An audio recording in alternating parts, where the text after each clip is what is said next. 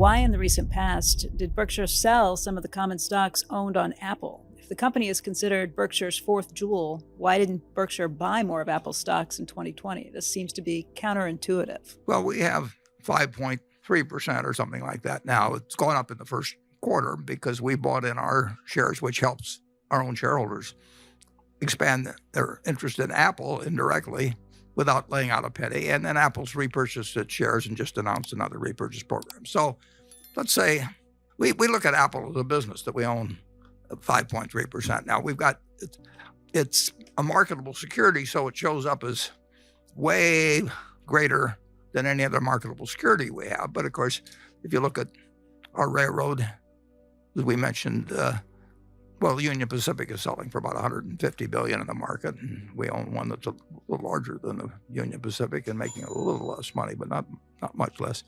So it's an extraordinarily Apple. It's got a fantastic manager. Tim Cook was underappreciated for a while. He's one of the best managers in the world.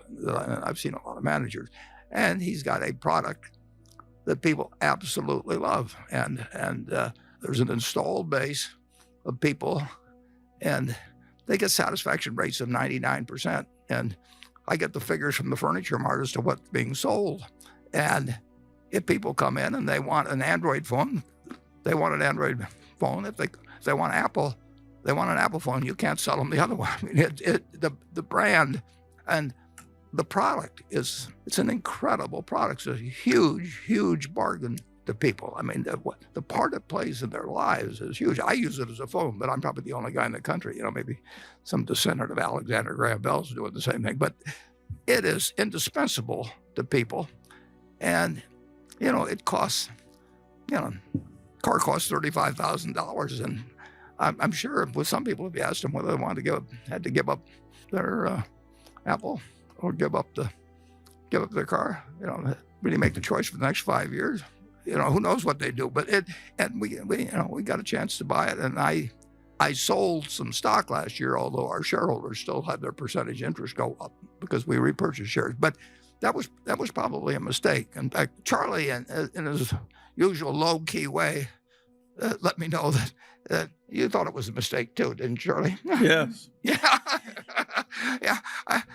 I could only do so many things that I could get away with Charlie, and I kind of used them up between Costco and Apple.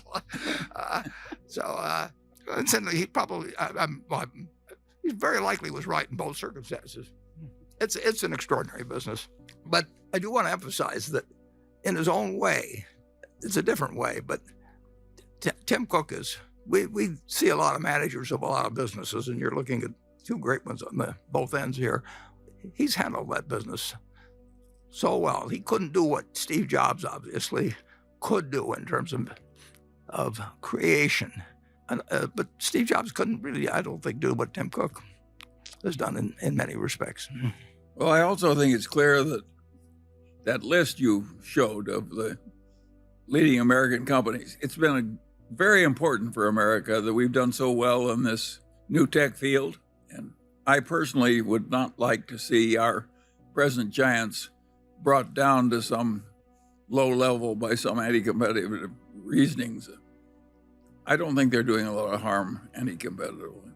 I think they're a credit to the Americans, credit to our civilization. And they're huge. And they're huge, and that's good for us.